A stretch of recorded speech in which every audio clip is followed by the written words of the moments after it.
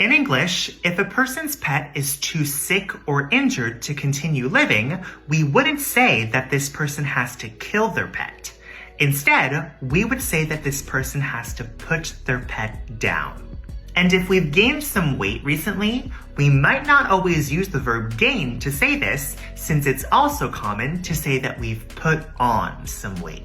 You probably already know that the verb put is extremely common in spoken English, but what you might not know is some of its more advanced and less common uses. For example, you can say that you're going to think about something carefully or make an effort to do something, but you can also say that you're going to put thought into something or put effort into something.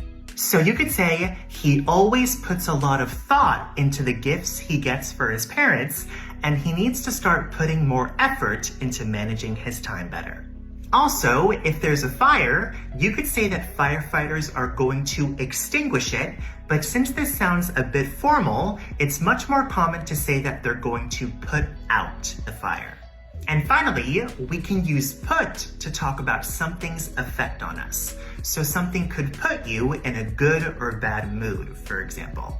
Now try writing a sentence with one of these uses of put in the comments below.